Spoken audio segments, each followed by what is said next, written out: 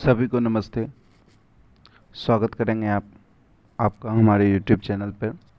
और आज हम लोग क्लास 8 की ज्योग्राफी की बुक बिहार बोर्ड की जो है उसके भाग 3 यानी आज तीसरी क्लास चल रही है और कल अंतिम यानी चौथी क्लास चलेगी, जिसमें 4 क्लास में पूरी ज्योग्राफी आपके क्लास 8 की टैकल की गई है लाइन बाय लाइन।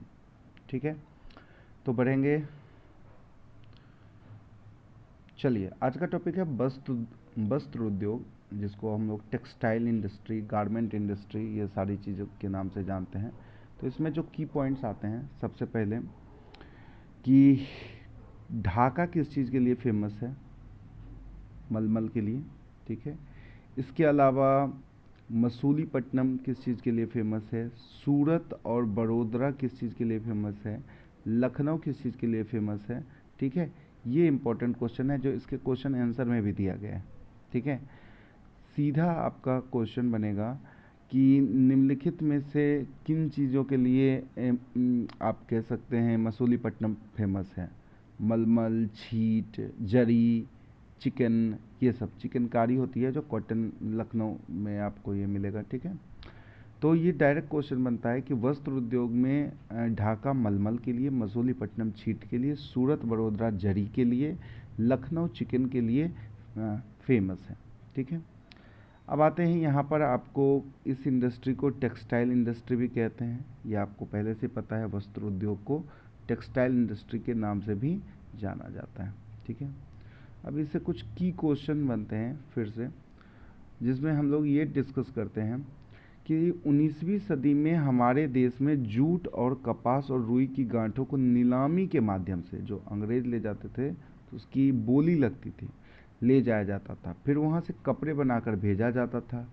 देश का पहला कपड़ा मिल 1818 में कलकत्ता में लगाया गया था। ठीक है, याद रखिएगा। वैसे भी बंगाल आप जानते हैं कि नेशनल मूवमेंट में सबसे ज़्यादा रोल प्ले करता है। तो 1818 में कलकत्ता, लेकिन असल कामयाबी मुंबई कपड़े मिल से लगाई गई। ठीक है, यहाँ पे आप चीज़ें देख सकते हो। उसके बाद महाराष्ट्र, गुजरात, बंगाल में भी किस मिल लगी। आधुनिक सूती वस्त्र उद्योग, वस्त्र निर्माण की प्रक्रिया कई स्तर से जुड़ी है। ये जो स्तर है वो गिनिंग वगैरह होगा, जिसमें कपास से बीज निकाले जाते हैं, फाइबर बनाया जाता है, फिर इसको किया जाता है और इस प्रक्रिया को गिनिंग कहते हैं। ठीक है, अब इसके अलावा 2 क्वेश्चन और भी इससे बनता है। जैसे सबसे पहला क्वेश्चन बनता है कि रेशे कितने प्रकार के हैं? तो आप जैसा कि जानते हैं कि रेशे एक प्राकृतिक होते हैं, एक मानव नेचुरल और आर्टिफिशियल कह सकते हैं। नेचुरल में कॉटन हो गया, आपका जूट हो गया, सिल्क हो गया, भेड़ वाला ऊल हो गया, ये सारा। इधर रेयॉन, पॉलिस्टर, पॉलीमर्स जितने भी आते हैं, ये सारी चीज़ें इसमें आती हैं। सूती वस्त्र उद्योग एक स्वच्छंद उद्योग है। ठीक है, और स्वच्छंद उद्योग का मतलब है कि ये कोई भी अपने घर में इसको कर सकता है। आप इसके लिए देखो कि कपास का उत्पादन गुजरात, महाराष्ट्र में खूब होता है। इसका भी कारण कल ही बताए थे, ब्लैक सॉइल के कारण। किसके कारण? ब्लैक सॉइल की अवेलेबिलिटी के कारण। ठीक है, यहाँ पे बातें हो गई। उसके बाद आते हैं सिल्क इंडस्ट्री की। तो सिल्क इंडस्ट्री जानते हैं आप, सीह के रेशम के कीड़े जो होते हैं, शहतूत, जिसे इंग्लिश में मलबरी ट्री कहते हैं। ठीक है, मलबरी प्लांट के ट्री लीफ को खाकर वो ग्रो करता है, बढ़ता है, और फिर वो रस छोड़ता है और उससे कोकून बनता है। फिर उसी कोकून को, जिसमें जिंदा सिल्क वॉर्म को उबाला जाता है, वो मरते हैं और ऊपर से कोकून से सिल्क निकाला जाता है। ठीक है, भागलपुर में आपके सिल्क के कपड़े बनते हैं, ये आप याद रख सकते हैं। बढ़ते हैं अगले पेज पे। ठीक है, अब किसी भी आप टेक्सटाइल इंडस्ट्री के लिए क्या क्या चीज़ें चाहिए? तो रॉ मटेरियल्स, ट्रांसपोर्ट, क्लाइमेट। उसका रॉ मटेरियल अगर मिल गया, जैसे अब मुझे कॉटन शर्ट बनाने की फैक्ट्री चाहिए, तो मुझे तो चाहिए ना कॉटन मुझे मिल जाए जल्दी आसपास, मेरे इंडस्ट्री तक ट्रांसपोर्ट आ सके। मेरे यहाँ का जलवायु यानी क्लाइमेट अच्छा हो, जहाँ से मेरे यहाँ कॉटन वगैरह अच्छे से मिल जाए, उसको सुखाने उखाने में मुझे कोई प्रॉब्लम ना हो। पूंजी चाहिए पैसे के, कोई भी इंडस्ट्री के लिए तो ये तो पक्का है। श्रम चाहिए, लेबर्स चाहिए, बाज़ार मार्केट जहाँ बेचें और सस्ती ऊर्जा, जहाँ एनर्जी वगैरह आपको सस्ती मिले। ये एक टेबल बहुत इंपॉर्टेंट होता है याद करने के लिए, इसको देखिए। इसमें आप देखेंगे कि सूती वस्त्र उद्योग का जो उत्पाद है खादी है, और चिकनकारी अभी जस्ट बात भी हुई थी, इसका केंद्र जो है मुंबई, सूरत, अहमदाबाद, ठीक है, ये खास आप याद रखिए। ऊनी बाल है, अब बाल जहाँ होगा जहाँ ठंडे इलाकों में, खासकर लेह है, कश्मीर, लुधियाना, कानपुर में भी आप कह सकते हैं। सिल्क की बात करें तो आपका भागलपुर, कर्नाटक सबसे ज़्यादा सिल्क प्रोड्यूस करता है, उसके बाद भागलपुर, ठीक है, ये स्पेशली है। इसके बाद बनारसी सिल्क की सारी फेमस ही है। सिले सिलाए, जिसको हम लोग रेडीमेड क्लोथ्स भी कहते हैं, ठीक है, रेडीमेड क्लोथ्स भी कहते हैं। तो इसके लिए जो आपका है दिल्ली कोलकाता, यानी दिल्ली और कोलकाता में इसके रेडीमेड क्लॉथ्स की बहुत सारी इंडस्ट्री है। चलिए पढ़ते हैं अगले पेज।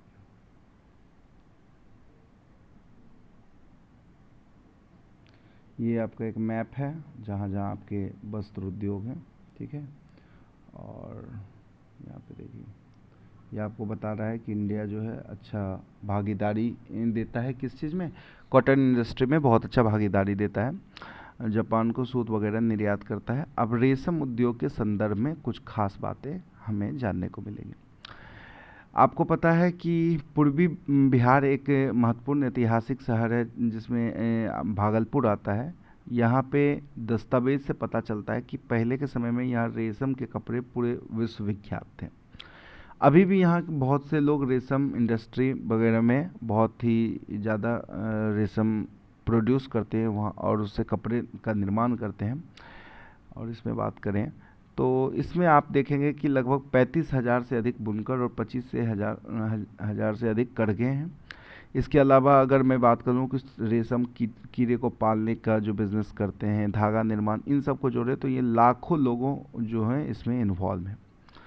अब इससे क्या है कि रेशम के उत्पादन में क्या क्या चीज़ जरूरी चाहिए, तो भौगोलिक दशा ऐसी हो कि वहाँ मलबरी ट्री मिले, उसका पत्ता मिले, कुशल कारीगर मिले, जल की उपलब्धता, परिवहन की उपलब्धता, ये सारी चीज़ें वहाँ उपलब्ध हो। रेशम का उत्पादन रेशम के कीड़ों द्वारा किया जाता है, ये आपको पहले से पता है, ये आपको मैंने बता दिया है। लेकिन अगर मैं बोलूँ तो भागलपुर के रेशम का उद्योग खराब दशा से गुजर रहा है। इसका कारण क्या है कि जो बुनकर हैं वो चीज़ बनाते हैं, उनके प्रोडक्ट को वैसा मूल्य नहीं मिलता है। अब जैसे रेशम वगैरह चीज़ नेचुरल जो फाइबर हैं आपके आर्टिफिशियल फाइबर से थोड़े महंगे होते हैं, और लोग आजकल सस्ती चीज़ें लेना ज़्यादा पसंद करते हैं। और आप जानते हैं कि आर्टिफिशियल फाइबर ज़्यादा टिकाऊ भी होता है और सस्ते में भी मिल जाता है, इस वजह से भी। दूसरा है सार्वजनिक ऋण। अगर मैं बोलूं कि वो अपना बिजनेस करने के लिए साहूकारों से ऋण लेते हैं जो अधिक ब्याज पे देते हैं, और जिससे ये बिजनेस बहुत लोग नहीं भी कर पाते हैं। बिचौलियों की मुनाफाखोरी, कोई बनाया, मान लीजिए कि एक मंथ में, मान लीजिए उसने 50 साड़ी बनाई, ठीक है, एक मंथ में 50 साड़ी बनाई, तो सोच कम से कम वो अगर साड़ी मान लेते हैं कि उसको मैन्युफैक्चरिंग कॉस्ट अगर मान लीजिए 1 लाख रुपया लगा है, 1 लाख नहीं 10,000 ही मान लेते हैं, तो उसको कम से कम उसको कम से कम 40-50 हज़ार भी तो रुपये आना चाहिए, तब ना हम कहेंगे कि चलिए ठीक है, उसका एक मेहनत का ये नतीजा है। लेकिन वो अगर उस चीज़ को मान लीजिए कि 10,000 उसका मैन्युफैक्चरिंग कॉस्ट हो गया, और तीसरे मार्केट में अगर 40,000 में बेचता है, तो कोई उसको 1 लाख में बेच रहा है शॉपकीपर। कॉज क्या है कि वहाँ पे जो बिचौलिए हैं, जो सेलर्स हैं, वो ज़्यादा अर्निंग कर रहे हैं कंपेयर टू जो उसके मेकर्स हैं। तो सरकारी संरक्षण भी इन्हें नहीं मिली है, और बुनकरों का दूसरे व्यवसायों के और आरक्षण। अब जब ये इतना ज़्यादा इसमें कॉन्सिक्वेंसेस आएंगे, उचित मूल्य नहीं मिलेगा, ऋण नहीं मिलेगा, सरकार सपोर्ट नहीं करेगी, कोई और मुनाफा लेगा, तो नॉर्मल सी बात है कि लोग सोचेंगे इसमें कमाई हो नहीं रहा है, दूसरे चीज़ में स्विच करें। चलिए, अब वस्त्र उद्योग का एक और मुख्य केंद्र है अहमदाबाद। आपको इसे कहा जाता है भारत का मैनचेस्टर भी कहा जाता है। मैनचेस्टर के बारे में बता दें, मैनचेस्टर एक जगह का नाम है जो आप कह सकते हैं कि वस्त्र उद्योग के लिए बहुत फेमस है। और इंडिया के कंपेयर में बात करें तो इंडिया के कंपेयर में इसे जो गुजरात में है, भारत का मैनचेस्टर भी कहा जाता है, ठीक है। ये मुंबई के बाद दूसरा ऐसा स्थान है वस्त्र उद्योग के लिए, ठीक है। और यहाँ सूती और पॉलिस्टर के कपड़े आपको का व्यापार भी तेज़ी से होता है। इसे भारत का मैनचेस्टर कहते हैं। यहाँ लगभग 250 बड़े वस्त्र उत्पादक इकाइयाँ हैं। अब इसका फेमस होने का कारण है कि यहाँ रेल, वायुमार्ग सब कुछ अवेलेबल है, समुद्र के निकट है तो निर्यात करने में आसान है, कुशल श्रमिक का सारा चीज़ मिल जाए, तो भौगोलिक दशा अच्छी है और सस्ती और पर्याप्त ऊर्जा की उपलब्धता भी है, सब चीज़ है। अहमदाबाद के बारे में एक और बताया कि ये एक साबरमती नदी के किनारे है। आपको पता है साबरमती आश्रम गांधी जी का यहीं अहमदाबाद में ही अवस्थित। चलिए बढ़ते हैं अगले टॉपिक की तरफ। अगला टॉपिक आता है आपका सूचना प्रौद्योगिकी उद्योग, जिसे कहा जाता है आईटी इंडस्ट्री, यानी इंफॉर्मेशन टेक्नोलॉजी इंडस्ट्री। अब इस फील्ड में भी हमारा कह सकते हैं बढ़ रहा है बहुत ज़्यादा स्कोप। और जब भी इसकी बात आती है तो हम बेंगलोर की चर्चा ज़रूर करते हैं कि वो एक आईटी हब है। अब आप इंफॉर्मेशन टेक्नोलॉजी क्या है कि आप जानते हैं कि आजकल के टाइम में आपको सूचना एक जगह से दूसरे जगह पहुंचाना बहुत आसान हो गया है, मोबाइल, टेलीफोन, ईमेल वगैरह बहुत तरीक़ों से, ठीक है। और इसी के रिगार्डिंग हमारा जो देश है निरंतर प्रगति कर रहा है, ठीक है, आगे बढ़ता जा रहा है, ठीक है। और इस प्रगति के लिए ही ये जो प्रगति वो कर रहा है और मतलब एक रेस चल रही है पूरे वर्ल्ड में, और इस चीज़ के लिए ही हम और ज़्यादा हम मोटिवेटेड तरीके से वर्क करें, तो उसमें हमारा ये उद्योग इसी में फंक्शन करता है। अब इसमें कुछ चीज़ें आती हैं जो आपकी सूचना प्रौद्योगिकी के अंदर आती हैं, कुछ टर्म हैं जिनके बारे में मुझे पता है तो मैं बता दूं। एलसीडी पहले एक टीवी होती थी, सबसे पहले जो टीवी आती थी, डब्बा है डब्बा, अंकल का टीवी डब्बा वाला, वो सीआरटी टीवी थी। इसका फुल फॉर्म होता है कैथोड रे ट्यूब। फिर आया एलसीडी, इसका फुल फॉर्म होता है लिक्विड क्रिस्टल डिस्प्ले। फिर आया एलईडी, फिर इसका शायद कहा जाता है लाइट इमिटिंग डिस्प्ले, ठीक है। और डीवीडी, पहले एक सीडी जैसी आती थी बड़ी सी, उसमें कैसेट डाल के देखते थे, इसका होता है डिजिटल वीडियो डिस्क। ये सारी चीज़ें आपकी इसी से जुड़ी हुई हैं। अब जानते हैं कि आजकल के ज़माने में वाईफाई और इंटरनेट कहते हैं, इंटरनेट आप कह सकते हैं, इंटरनेट का भी फुल फॉर्म होता है इंटर मतलब इंटरनेशनल, नेट का मतलब नेटवर्क। उसमें वाईफाई आपकी आती है। वाईफाई जो अभी आपको यहाँ दी हुई है, इसका मतलब होता है वायरलेस फाइडेलिटी, ठीक है। इसके जरिए पूरी दुनिया इंटरनेट से जुड़ रही है। लोग, आप अगर सूचना प्रौद्योगिकी में जाएंगे तो हम देखेंगे प्रोग्रेस किस तरह हुआ। टेलीग्राफ से टेलीफोन, टेलीफोन से फैक्स, फैक्स से सेलुलर फोन, फिर एसएमएस, ईमेल, धीरे धीरे ये सुविधा इस तरह बढ़ती जा रही है, ठीक है। अब जगह जगह साइबर कैफ़े मौजूद हैं, आप कोई भी आप सूचना तुरंत पहुंचा सकते हैं एक जगह से दूसरी जगह। फिर आती है ईमेल। ईमेल का फुल फॉर्म होता है इलेक्ट्रॉनिक मेल, ठीक है। आप जानते हैं कि ये एक लेटर, जो पत्र लिखते थे उसको रिप्लेस करने का ये एक चीज़ है, ठीक है। पहले हम लोग लिखते थे प्रिय माता जी या पिताजी, ऐसे करके पूजनीय माता जी पिताजी, और ये लेटर लिखते थे, उसी को रिप्लेस किया है ईमेल ने। आप इसे ऑफिशियल नॉन ऑफिशियल चीज़ें लिख सकते हैं, भेज सकते हैं। फिर आपके सूचना प्रौद्योगिकी में जीपीएस आएगा, जिसको कहते हैं ग्लोबल पोजिशनिंग सिस्टम, जो लोकेशन आपकी बताएगी। इसमें बताया गया कि विकसित देशों में बच्चे के हाथ में एक जीपीएस की घड़ी दे दी जाती है कि बच्चे के गुम होने की स्थिति में उन्हें ढूंढना आसान हो, ठीक है। चलिए, अगर मैं बात करूं तो भारत में 20 सॉफ्टवेयर प्रौद्योगिकी पार्क उपलब्ध हैं। जो आपके बिहार में अगर मैं बात करूं तो विश्वमान भवन गांधी मैदान में जो स्थित है वो भी इसमें एक है। रांची में सामलांग है। ऐसे ही टोटल 20 प्रौद्योगिक पार्क, यानी कह सकते हैं, यानी इसे कहते हैं टेक्निकल पार्क या टेक्नोलॉजी पार्क, ठीक है। चलिए, अगर मैं बात करूं तो बेंगलुरु जो है इन सभी चीज़ में हेड है, इसलिए इसे सिलिकॉन सिटी कहते हैं। सिलिकॉन सिटी कहने का कारण क्या है कि यूएसए में आप कह सकते हैं कैलिफोर्निया जो है, सांता क्लारा घाटी एक वैली के पास है, आप कह सकते हैं सिलिकॉन वैली, आप इससे रिलेट कर सकते हैं। और सिलिकन कहने का मतलब कि सिलिकन जो सिटी है, इसका मतलब ये एक डेवलप्ड सिटी है टेक्नोलॉजी के मामले में आप कह सकते हैं। तो भारत के लिए यह सिलिकन सिटी कहलाई जाते हैं। जैसे उधर भारत का मैनचेस्टर था, बेंगलोर को सिलिकन सिटी कहा जाता है। बेंगलोर को गार्डन सिटी भी कहा जाता है क्योंकि ये बहुत ही हरा भरा और बहुत ही अच्छे क्लाइमेट का है। ये धूल मुक्त है, ठीक है। अभी तो सुन रहे हैं कि वहाँ बहुत ट्रैफिक लगता है। ये कर्नाटक की राजधानी है और इस शहर को जलवायु सालों भर मृदु एवं नर्म रहती है। शहर धूल मुक्त है, ठीक है। और ये दक्कन के पठार पर अवस्थित है। यहाँ तक बात इसमें यही थी। उसके बाद आपको बता दें कि कुछ फैक्ट इसमें जो दिए हैं और चीज़ें आपकी, जो अमेरिका स्थित कैलिफोर्निया जो है कि राज्य सांता क्लारा घाटी में ही ऐसी उद्योग अवस्थित है। बेंगलुरु, इसी तर्ज पर बेंगलुरु को सिलिकॉन वैली भी बोला जाता है, ठीक है।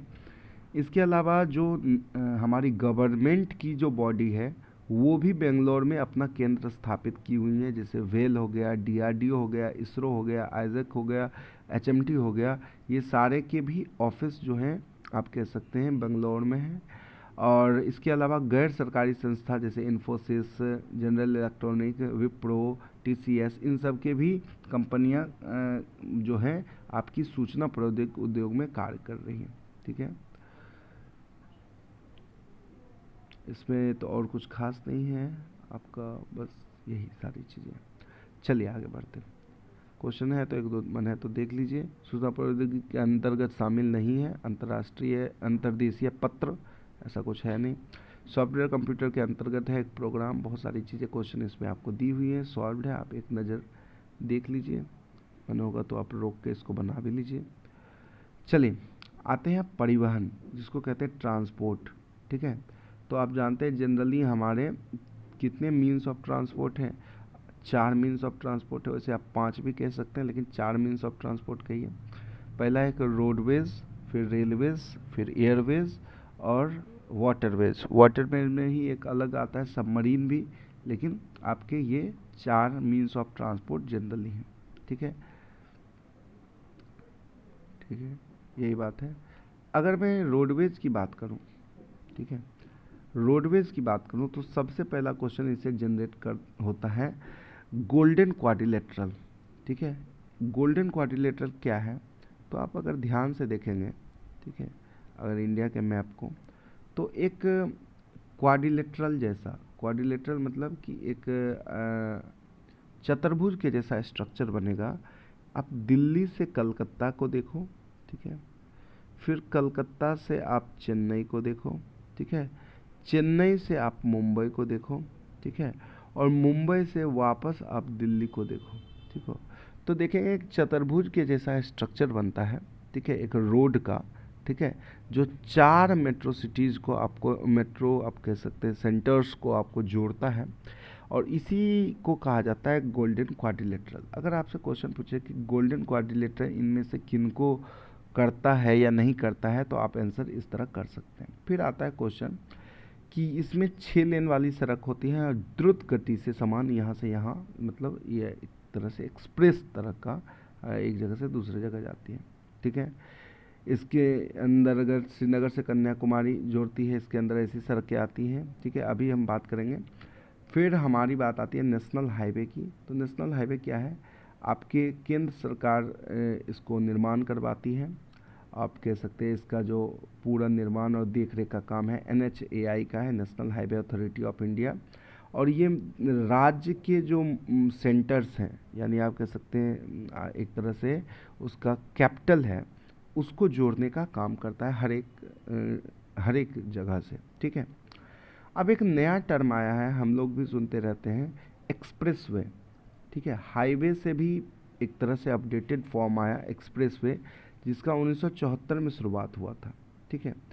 तो एक्सप्रेसवे एक ऐसा सड़क का तरीका है, इसको बनाने का भी है, ठीक है, जो आप कह सकते हैं कि एक तरह से पहली बात तो वन वे होता है, यानी इधर से अगर गाड़ी जा रही है तो इधर से ही जाएगी और इधर से जाएगी तो इधर, ठीक है। और यहाँ बहुत दूर दूर पे कट्स होते हैं। कट्स का मतलब जहाँ से आप टर्न वगैरह ले सकते हैं। उसके अलावा इसकी जो बाउंड्री होती है, यानी जहाँ साइड से बात करें, वो घेरी हुई होती है कि आपकी गाड़ी के बीच में कोई मवेशी वगैरह ना आ जाए, ठीक है। इवन अगर कोई जंगल से भी जा रहा होता है ना तो वो घेरा हुआ होता है। कभी कभी होता क्या है कि जानवरों को जाने के लिए जंगल के ऊपर से एक रास्ता जैसा बना दिया जाता है, इसमें भी मिट्टी उट्टी डाल के पेड़ लगा दिए जाते हैं कि जानवर ऊपर से जा सके, हो सकता है रोड पार करे तो उनको इधर उधर जाना हो तो। या आप कह सकते हैं कि कभी कभी कुछ ऐसे जगहों पे अंडरग्राउंड तरीके से इसे गुजारा जाता है कि जिससे जानवरों को जाने का रास्ता मिल सके, ठीक है। तो एक्सप्रेस वे के लिए जनरल चीज़ें ये है कि ये दोनों तरफ से लॉक्ड होता है कि कोई इसमें बीच में ना आ जाए स्पीड के बीच में, और इसका काम ही है बहुत स्पीड से यहाँ गाड़ी जाती है। अगर मैं बात करूँ तो मुंबई पुणे 6 लेन वाला 98 किलोमीटर लंबा एक्सप्रेस पहला ऐसा मार्ग था। पहला अगर कोई बना तो मुंबई और पुणे के बीच का एक्सप्रेस वे बना, ठीक है। सबसे छोटा एक्सप्रेस वे कोना एक्सप्रेस वे है जो पश्चिम बंगाल में 8 ही किलोमीटर का था, ठीक है। और उसके बाद सबसे बड़ा एक्सप्रेस उत्तर प्रदेश में बन रहा है, ठीक है, जो भी जिसे गंगा एक्सप्रेस वे कहते हैं, जो लगभग इसमें तो 1000 ही लिखा है, मेरे ख्याल से वो 2500 से ज़्यादा किलोमीटर का की लंबाई से बन रहा है, ठीक है। तो आप कह सकते हैं कि अभी तक हम लोगों ने दो तरह का रोड पढ़ा, ठीक है, एक हाईवे और एक एक्सप्रेस वे। अभी हाईवे के बारे में कुछ और फैक्ट्स जानते हैं। फिर क्वेश्चन आता है कि दिल्ली से कोलकाता जोड़ने वाली, यानी दिल्ली से कलकत्ता वाली जो आपका था हाईवे, इसे ग्रैंड ट्रंक रोड कहते हैं, जिसे शेरशाह सूरी ने बनवाया था। आपको पहले याद होगा, हुमायूं के बाद आया था, ठीक है। और दो चीज़ है कि भूमि का आप कह सकते हैं मेज़रमेंट वो करवाए थे, और ये जो ग्रैंड ट्रंक रोड है ये दोनों काम इन्होंने करवाया था। और अगर मैं बात करूं तो सबसे लंबा जो मार्ग है अब वो डायरेक्ट है कश्मीर, यानी आप श्रीनगर कहो, श्रीनगर टू कन्याकुमारी, ठीक है। और श्रीनगर टू कन्याकुमारी इसका आप कह सकते हैं कि इसे कहते हैं NH-44, ठीक है। जो इस बुक में अभी दिया है NH-7, ये जो है आपकी पहले भी यही आपकी सबसे लंबी थी। अभी इसके बारे में अभी हम बताते हैं आपको, ठीक है। ये वाराणसी से कन्याकुमारी जोड़ती थी, इसी को एक्सटेंड किया गया है, NH-44 अब उसका नाम हो गया है, और वो है अब श्रीनगर से कन्याकुमारी जोड़ती है। जबकि सबसे छोटा राजमार्ग 47 है, 44 सबसे बड़ा, 47 सबसे छोटा, जो पुडुचेरी में है, और जो 10 किलोमीटर का है। अब इसी में एक चीज़ रह गया था जो मैं वहाँ बताना चाह रहा था कि आप यहाँ 3 तरह का इस तरह का कलर प्लेट देखते हो, ठीक है, येलो, ग्रीन और ब्राउन, ठीक है। जो येलो होता है वो हाईवेज़ को शो करता है, नेशनल हाईवे जो आपका राष्ट्रीय है। ग्रीन जो है स्टेट हाईवे दिखाता है, जो राज्य के विभिन्न ज़िलों को अपने उसके कैपिटल से जोड़ता है। जैसे कि किसी का ज़िला मान लीजिए पटना से जोड़ना है तो समस्तीपुर है, तो समस्तीपुर से, खगड़िया से, जो भी है। हाईवेज़ जो है वो ज़िला मुख्यालय को जोड़ते हैं, जो आपका स्टेट हाईवे। फिर आता है ये ब्राउन वाला, ठीक है, इसे जिला मार्ग भी कहते हैं।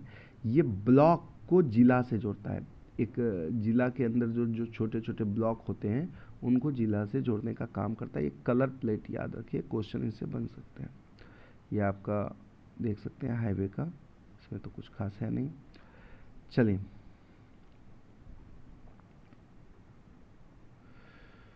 हाँ, फिर क्वेश्चन आया कि एक NH-2 बिहार में कहाँ कहाँ से गुजरा है।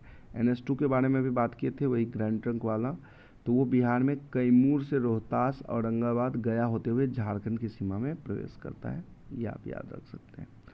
चलिए, ये बातें मैंने आपको बता दी है कि राजमार्ग किसको जोड़ता है, राज्य की राजधानी से, जिला मार्ग ब्लॉक को जिला से, ठीक है। फिर एक तरह का और रोड होता है जिसे कहा जाता है BRO, ठीक है। ऐसे रोड का फुल फॉर्म होता है बॉर्डर रोड ऑर्गेनाइजेशन। जो भी बॉर्डर होते हैं, राष्ट्रीय बॉर्डर जो होते हैं, उनमें जो रोड बनाने का काम होता है इनका होता है, ये अथॉरिटी उनके पास होता है, ठीक है। अब इसमें एक क्वेश्चन है कि गंगटोक से नोथुला दर्रा तक सड़क मार्ग BRO ही कर रही है, इस प्रोजेक्ट को स्वास्तिक नाम दिया गया है, ठीक है। स्वास्तिक नाम दिया गया है। स्वास्तिक एक सिंबल भी है, ठीक है। आप कह सकते हैं कि गंगटोक से नथुला दर्रा तक जो सड़क निर्माण हो रही है, इस प्रोजेक्ट को स्वास्तिक नाम दिया गया। ये आप जनरल टर्म है, इसको आप याद रख सकते हैं। अब रेल परिवहन, आप जानते हैं कि सबसे ज़्यादा अगर देश के अंदर माल का ढुलाई कोई करता है तो वो रेल करता है, ठीक है। इसमें लगभग 16 लाख कर्मचारी हैं, 16 मंडल में बांटा भी गया है, ठीक है। इसमें जो सबसे इम्पोर्टेंट क्वेश्चन बनता है, जो बनता है ये कि भारत में पहली रेल कब चली, ठीक है। भारत में पहली रेल कब चली, तो 16 अप्रैल 1853 में मुंबई से ठाणे 34 किलोमीटर की दूरी तय की, ठीक है। ये इसका इम्पोर्टेंट क्वेश्चन बनता है। फिर पाइपलाइन परिवहन। पाइपलाइन परिवहन गुड्स को ले जाने के लिए होता है, जो लिक्विड गुड्स होते हैं, जैसे पेट्रोल वगैरह को तेल शोधक कारखानों तक, जहाँ वह साफ़ हो सके, उसके लिए ये होता है। ये थोड़ा महंगा होता है शुरू में, लेकिन एक बार सेटअप हो जाने के बाद इसमें कोई फिर एफर्ट की ज़्यादा ज़रूरत नहीं होती है। फिर आते हैं जल परिवहन में। तो आप कह सकते हैं कि देश के अंदर की बात करें तो देश के अंदर लगभग 15,000 किलोमीटर नौ संचालन जलमार्ग हैं। पश्चिम बंगाल के हल्दिया से इलाहाबाद तक गंगा नदी में, सदिया से धुबरी ब्रह्मपुत्र में, केरल में कोट्टीपुरम से कोल्लम तक राष्ट्रीय राजमार्ग जलमार्ग घोषित है, ठीक है।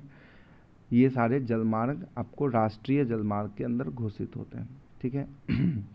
अब इसमें सबसे इम्पोर्टेंट यहाँ पे ये क्वेश्चन बनता है कि कौन देश का सबसे खुला हुआ सबसे बड़ा प्राकृतिक बंदरगाह है, तो मुंबई, ठीक है। नेचुरली फॉर्म्ड था। अब इसमें इतनी भीड़ हुई कि इसके बगल में एक और बना दिया गया है, जवाहरलाल नेहरू, ठीक है। उसके बाद गोवा में गांव बंदरगाह, देश में कुल निर्यात का आधा लॉयस्क यहीं से निर्यात होता है। और आप कह सकते हैं क्वेश्चन आएगा, भारत का पहला कृत्रिम बंदरगाह कौन सा है, यानी जिसको ह्यूमन ने बनाया, ठीक है। तो ये आपका कृत्रिम बंदरगाह कहाँ पे है, आपका कृत्रिम बंदरगाह चेन्नई में है, ठीक है। कोलकाता के यहाँ पे कोलकाता के स्टेट डॉक में मलेशिया से भारी मात्रा में लकड़ियों का आयात किया जाता है, यहाँ से लकड़ियाँ आती हैं, ठीक है। अब यहाँ पे आगे बढ़ते हैं हम लोग, ठीक है। वायु मार्ग होगा मेरे ख्याल से। वायु मार्ग के बारे में अगर बात की जाए तो वायु परिवहन को सरकार ने राष्ट्रीयकरण किया, कब किया, 1953, दोनों याद हो जाएगा आपको। 1853 में पहली रेल चली और वायु मार्ग को राष्ट्रीयकरण किया 1953 में, 100 साल बाद, डायरेक्ट याद रखिए, ठीक है। अब इसमें तो आपका जानते हैं प्राइवेट और दोनों होते हैं, पब्लिक दोनों हैं, गवर्नमेंट के भी हैं, जो भी एयर इंडिया के हाथ में है। अब आते हैं मानव संसाधन, ह्यूमन रिसोर्स, ठीक है। ह्यूमन रिसोर्स की बात करें तो ह्यूमन रिसोर्स के टॉपिक में आपका मेन टॉपिक होगा सेंसस, यानी जनगणना। तो अगर मैं बात करूं तो पहली बार जनगणना 1872 में की गई थी, ठीक है। उसके परंतु व्यवस्थित जनगणना 1881 में शुरू हुई, ठीक है। एक इम्प्रॉपर तरीके से हुआ, लेकिन शुरुआत हुआ, लेकिन 1881 में व्यवस्थित हुई, जो प्रत्येक 10 वर्षों में की जाती है, ठीक है। आप ये कहेंगे कि 2011 में आपकी अंतिम जनगणना हुई है, 2021 में कोविड की वजह से जनगणना नहीं आ पाई। अभी तक हम 2011 के ही डेटा पे वर्क कर रहे हैं, ठीक है। चलिए आगे बढ़ते हैं। अब जनगणना से कुछ खास बातें हैं कि कुछ ऐसी जनजातियां हैं जिनकी जनगणना रात में की जाती हैं, क्योंकि दिन में ये घुमंतू होते हैं, इनका ठिकाना एक जगह नहीं होता है, तो रात में इनकी की जाती हैं। अंडमान में कुछ अभी ऐसी जनजाति हैं जो लोगों से मेल जोल नहीं रखते हैं, तो उनकी जनगणना करने के लिए वो जहाँ रहते हैं वो टापू के आसपास, वहाँ पे कमल का फूल और नारियल रख दिया जाता है। जब वो उनको उठाने आते हैं तो उसी समय उनकी संख्या काउंट की जाती है, ठीक है। अब अगर कुछ रिलेटिव टर्म पढ़ें, जोड़कर पढ़ने वाली चीज़ें, जिसमें विश्व की जनसंख्या का लगभग 17.5% भारत में है, ठीक है, जो अब बढ़ी गई होगी। और अगर बात करें तो जनसंख्या में लगभग 18.1 करोड़ की वृद्धि हुई, संतोष की बात है। पिछले 10 जन कमी दर, मतलब कि लोग थोड़ा अवेयर हो रहे हैं, अब जनसंख्या में बढ़ने की दर में कमी है, बढ़ तो रही है लेकिन जो स्पीड से बढ़नी चाहिए उसमें थोड़ी कमी आई। सबसे जनसंख्या वाला राज्य आपका कौन सा होगा? उत्तर प्रदेश होगा, ठीक है। और विश्व में आपका चीन है, ठीक है। इसमें तो और कुछ खास नहीं है। जनसंख्या और जनसंख्या घनत्व वाला राज्य, ये दोनों दो क्वेश्चन बनते हैं। सबसे जनसंख्या वाला राज्य आपका उत्तर प्रदेश है, लेकिन सबसे ज़्यादा घनत्व जो है वो बिहार में है। यानी आप कह सकते हैं कि 1 किलोमीटर स्क्वायर में, ठीक है, 1 किलोमीटर स्क्वायर में कितने 1102 लोग रहते हैं, जबकि पश्चिम बंगाल में 1029। बिहार सबसे डेंसर पॉपुलेशन है। इसका कॉज है रिवर। लोग प्लेन्स में ज़्यादा रहना पसंद करते हैं, जबकि माउंटेन में कम। सबसे कम जनसंख्या घनत्व वाला राज्य आपका अरुणाचल प्रदेश है, जिसमें 17 व्यक्ति को, बाप रे, कंपेयर देखिए आप, 1100 और कहाँ 17, ठीक है। अब बिहार के परिप्रेक्ष्य में देखेंगे तो बिहार में सबसे सर्वाधिक घनत्व वाला है शिवहर, और सबसे कम घनत्व वाला है कैमूर, ठीक है। यानी सबसे ज़्यादा जनसंख्या शिवहर के पास है कम एरिया में, और कैमूर के पास आप कह सकते हैं कम एरिया में सबसे कम जनसंख्या है, ठीक है। चलिए आगे बढ़ते हैं। अगर मैं बात करूं जनसंख्या, ये तो एक चार्ट है जनसंख्या वृद्धि की, इससे क्वेश्चन वोश्चन नहीं बनता है, ठीक है। और यहाँ पे आते हैं, यहाँ, ठीक है, जन्म दर, हाँ, जन्म दर और मृत्यु दर, ठीक है। प्रति 1000 व्यक्तियों में जितने बच्चे का जन्म हुआ उसे जन्म दर कहते हैं, जो 20.97 है। और मृत्यु दर प्रति 1000 व्यक्ति में जितने व्यक्ति मर जाते हैं उसे मृत्यु दर कहते हैं, जिसका 47.57 है। लिंगानुपात की बात करें, ये भी इम्पोर्टेंट क्वेश्चन होता है। तो जब भी कंपेयर 1000 से हो रही है, 1000 में कितना महिला है, ठीक है, फीमेल है, उसे लिंगानुपात कहते हैं। 1000 मेल में कितनी महिलाएं हैं? तो आप जानते हैं कि अगर भारत में टोटल भारत का देखें तो 1000 में 940 है, लेकिन केरल में लिंगानुपात सबसे अच्छा है। वहाँ पे आप कह सकते हैं पुरुष ही कम है, महिलाएं ही ज़्यादा हैं। 100 पुरुषों में 1084 महिलाएं हैं। हरियाणा में बहुत कम है, 877 है। उसके बाद बिहार के ज़िले में लिंगानुपात की बात करें तो सबसे ज़्यादा लिंगानुपात है गोपालगंज में, और सबसे कम लिंगानुपात भागलपुर मुंगेर में है, ठीक है। इसके बाद अगर आगे बढ़ें तो साक्षरता की बात करें तो सबसे साक्षर राज्य इंडिया के परिप्रेक्ष्य में केरल है। और बिहार में साक्षरता की बात करें तो सबसे साक्षर जगह है रोहतास जिला, और सबसे कम साक्षर है पूर्णिया, ठीक है। ये बातें हमारी आती है इसमें और कुछ भी कोई खास क्वेश्चन नहीं किया, जैसे जनगणना कब की जाती है, 10 वर्ष में, ठीक है। ये सारा क्वेश्चन आप देख सकते हैं। मैं एक बार क्वेश्चन को सॉल्व करके दिखा दूँ, ठीक है। तो ये पीडीएफ आपका यहीं ख़त्म होता है। कल के क्लास में हम ज्योग्राफी पूरा ख़त्म कर देंगे, उसमें कोई भी ऐसा टॉपिक नहीं होगा क्लास 8 का जो बचेगा, और उसके बाद हम लोग किसी और सब्जेक्ट पर स्विच करेंगे। चलिए, आज की वीडियो ख़त्म होती है, मिलते हैं अगले दिन। फ़िलहाल के लिए चैनल को सब्सक्राइब कीजिए। Thank you.